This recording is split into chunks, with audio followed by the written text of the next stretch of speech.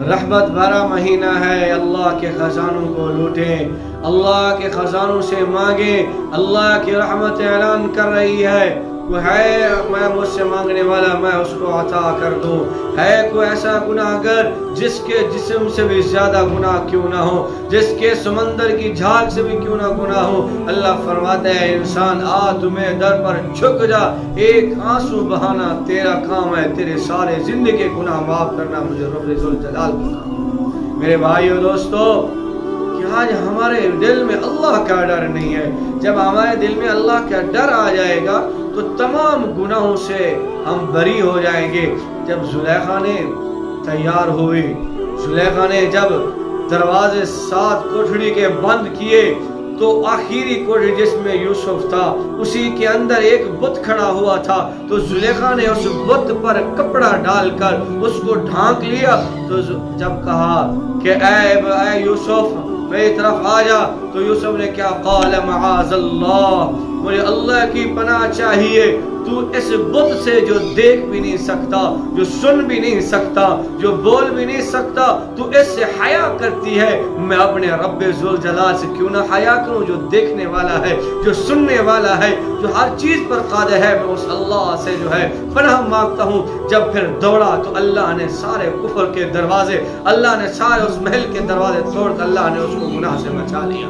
تو میرے بھائیو دوستو، جب اللہ کا ڈر دل میں ہوگا تو ہر گناہ سے ہم بری ہو جائیں گے۔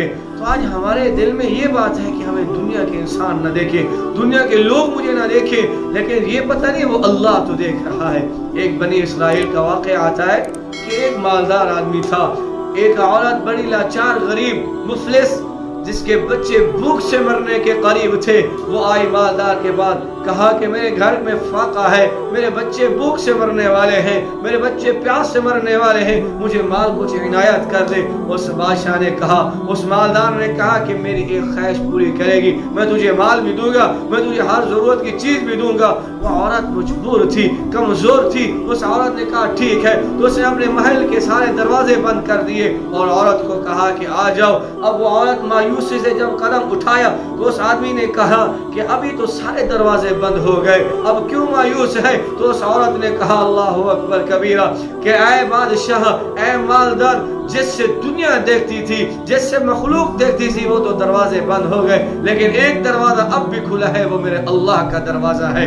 اس نے کہا کہ ایسی بات ہے؟ تو اس نے اسی وقت توبہ بھی کی، اس نے عورت کو پیسے بھی دیے، ضرورت کی چیزیں بھی دی اور اللہ کے سامنے توبہ کی۔ جب اس کے دل میں اللہ کا ڈر آیا، آج ہمارے دل میں اللہ کا خوف نہیں، اللہ کا ڈر نہیں، جب اللہ کا ڈر آ جائے گا تو ہمیں دنیا سے دور رہ کر، پھر ہمیں چاہے جتنا بھی شیطان کسی چیز پر ہمیں اکتائے گا، کسی چیز پر ہمیں کہے گا کہ یہ زنا کر لو، گناہ کر لو، جب ہمارے دل میں اللہ کا ڈر ہوگا کہ نہیں بھائی میرا اللہ مجھے دیکھ رہا ہے، نہیں بھائی مجھے اللہ میرا دیکھ رہا ہے، تو اس وقت پھر انسان ہر گناہ سے بری ہو جائے گا۔